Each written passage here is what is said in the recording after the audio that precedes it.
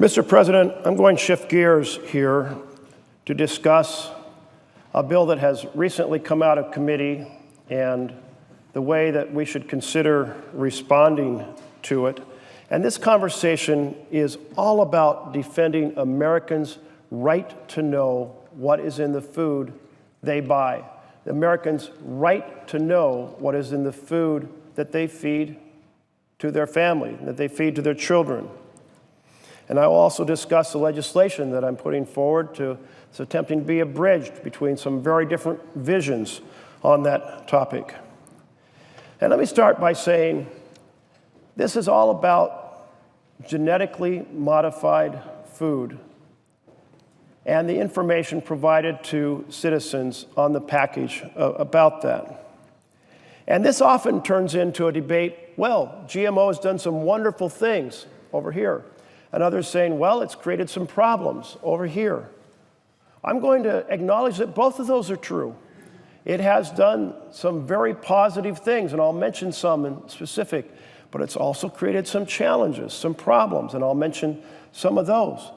But after we recognize that that is the case, where do we come back to? Here is where we come back to, that we should enable the individual in our beautiful republic to make the decision, not have big government make the decision or suppress information. That is what happens in those non-we the people world. That's what happens in dictatorships. That's not what should happen here in the United States of America, where individuals have the right to know what is in their food. So let me go ahead and explain some of the benefits and some of the challenges. Let's start with the example of golden rice. Golden rice was developed by the International Rice Institute. It provides greater amounts of vitamin A in the rice to reduce the deficiency that exists in many diets around this planet for that essential vitamin. So that's a pretty positive development. I don't know at this point of any side effects or other things that have been brought to light. Perhaps nature's complicated, but for now, let's recognize that providing vitamin A where it's needed, pretty positive thing. Or let's take a look at carrots. Carrot cells have been transgenically modified to produce a chemical that treats Gaucher's disease. Now, Gaucher's disease is a metabolic disorder where people lack a specific enzyme which helps rid the body of certain fatty substances. And those fatty substances then accumulate, causing enlarged livers and spleens and bone damage and bruising and anemia. Well, these transgenic carrots are part of the answer, part of the solution. Or let's turn to sweet potatoes. Researchers are genetically modifying sweet potatoes to withstand multiple viral infections commonly encountered in South Africa, making this a much more successful crop and providing more food to people who need more food. So that is a positive development. But all of this is not a one-sided scientific picture. There are also scientifically documented concerns, or we can call them scientifically documented problems that have occurred with transgenic crops. And let me start by noting the most common transgenic crop in America are crops that have been modified to be resistant to glyphosate. It is an herbicide. Well, after the introduction of these resistant crops, which means you can put more herbicides on. Herbicides are weed killers. You can put a lot more weed killer onto the acreage. Well, you basically knock out the weeds much more easily and less expensively than other strategies. So what happened? Well, basically since 1994, early 90s, several major crops have become almost 100% transgenic, glyphosate tolerant. And the amount of glyphosate put onto crops has grown from 7.4 million pounds in 1994, that's down here, 7.4 million pounds, to let's just round it off to 160 million pounds in 2012, and the number keeps climbing. This is a huge amount of herbicide. Try to picture in your head 160 million pounds of herbicide. Well, it is so effective in killing everything except the GM corn or the GM soybeans or the GM sugar beets. It's so effective in killing that very few weeds survive. And one of the weeds that doesn't survive, because most don't, is milkweed. Well, okay, so milkweed happens to be the food for the monarch butterfly. So as we have seen the enormous increase of glyphosate applied to our fields, we have seen a crashing of the monarch butterfly ecology. And it's not the only thing affecting the monarchs. Several other things are affecting them as well. But it is, in scientific study after study, a very significant factor. Well, let's also take a look at something else. And that is that all of this glyphosate doesn't stay on the fields. When it rains, it gets washed into our waterways. So our waterways are full of things affected by herbicides. And so it has a big impact on the ecology of our streams and our rivers. Well, that is a serious scientifically documented issue that we're continuing to learn more about as time passes. Or let's turn to another issue. This is a fascinating story. And this is about a pest that bores into the roots of corn. It's called the corn rootworm. And so the corn was modified so that it would have a pesticide in the cells and would kill the rootworm when it bored into the corn. But guess what happens? You do this on a vast scale, Mother Nature comes along and has a few genetic mutations here and there, and suddenly that rootworm starts to propagate with individuals who are now resistant to this pesticide that's been put into the roots.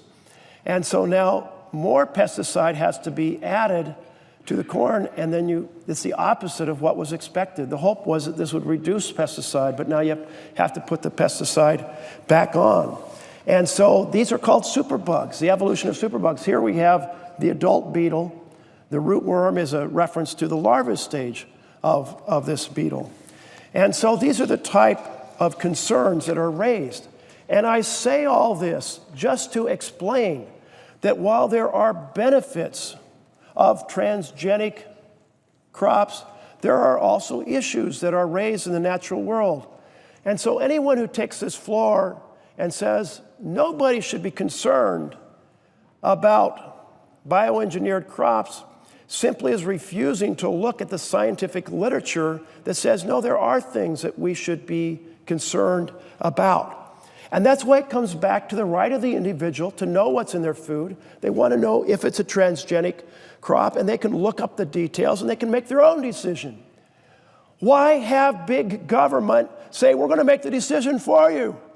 Why have big government say, we don't trust you with information, and we're not going to allow you to know what's in your food? No, that should be in some dictatorship, not here in the United States of America. Well, we have a big battle now because out of committee last week has come a bill, and this bill is known as the DARK bill. It stands for Deny Americans the Right to Know. Because Big Ag says we don't believe in this whole we the people model of a republic. No, we like to have a government that makes decisions for people and that denies information to people because we don't trust them as consumers to decide what they want to eat. We don't want them to know what they're feeding to their children, to their family. We want to make the decision for them. Well, 90+% of Americans disagree. They want the information to make the decision on their own. They can find out about the benefits over here. They can find out about the concerns over here. Different foods have different transgenic crops in them. They get to make the decision, not big government making the decision for them. This bill, this Dark Act, prohibits counties and cities and states from any decision to provide information on a package to their citizens about what's in this food regarding transgenic crops. Now, I got together with the representatives of the food industry, and I got together with advocates for consumer information, and I tried to find out, is there an overlap that we can craft a bill to bring these two communities together? And we made some progress on that, and so I want to share that with you. Basically, a big concern of the food industry, totally legitimate, is they say they don't want 50 different standards in 50 different states, or throw in a bunch of counties that decide to make up their own rules, and now you have hundreds or thousands of rules. You can't operate a warehouse sending different cans of soup to one grocery store in one county and a different label to one in a different state. No, so that makes sense. They want a 50-state solution. Furthermore, they want it acknowledged that there is nothing pejorative about the concept of bioengineering or transgenic. They want to know, let people know that this is a situation where there are some positive benefits. And I've mentioned some of those positive benefits. They don't want a label on the front of the package because they think that that would be scary to consumers.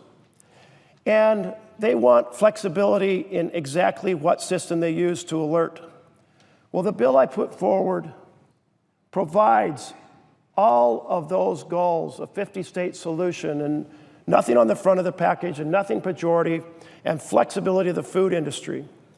It does not go the final step that much of the food industry wants, and that is no on-package labeling, because then there's no compromise between the two sides.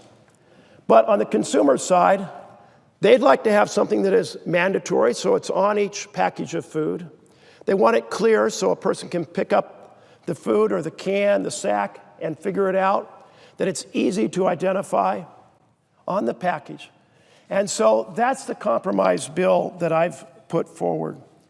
And it enables the food industry to either put an asterisk on an ingredient that is bioengineered and explain it below, or it enables an industry to put a symbol in parens after the ingredient, or it enables an industry to just put a symbol in the ingredients panel. In Brazil, they use a T. Very simple T, it's not scary, but for those who want to know, it is identified. Now this approach of simplicity, nothing scary, simple access, you can see it, this is the bulk of what both sides want to accomplish. 50-state standard. And so it's been endorsed by a number of groups. My bill's been endorsed by Campbell's and Stonyfield and Nature's Path. It's been endorsed by Amy's Kitchen and Ben & Jerry's and Just Label It, all within the last few days. Like, okay, this is fair. We can give up the ability of each state to have a separate labeling system if we do this simple symbol or paren or asterisk on the ingredients panel so a person who cares can look it up. I think about it this way.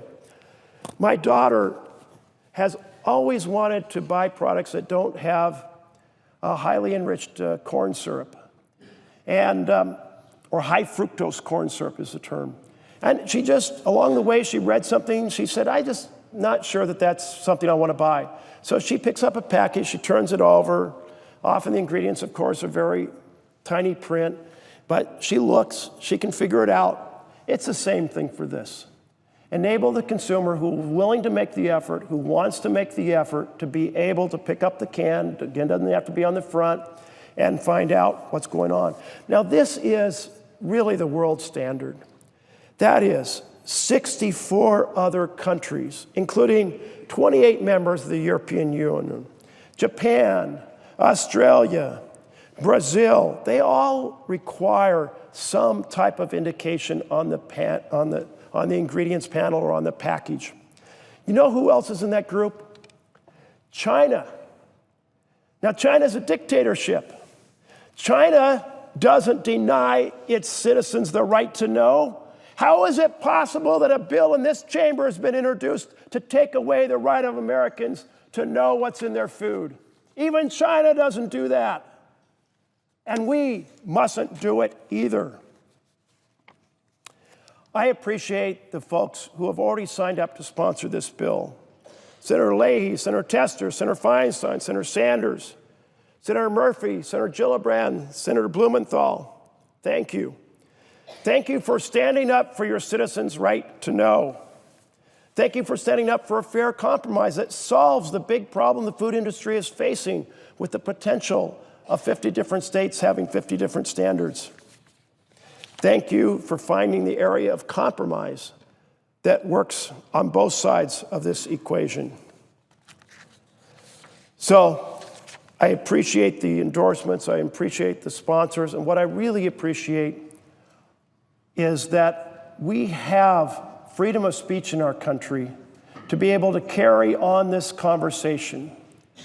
But how is it consistent to have freedom of speech and then say we want to ban information from our consumers? How is that consistent? This is like the mob that says we don't want our citizens to read certain books, so we are going to burn them. We are going to ban them. And that's what this dark act does that's been introduced and come through the Agriculture Committee.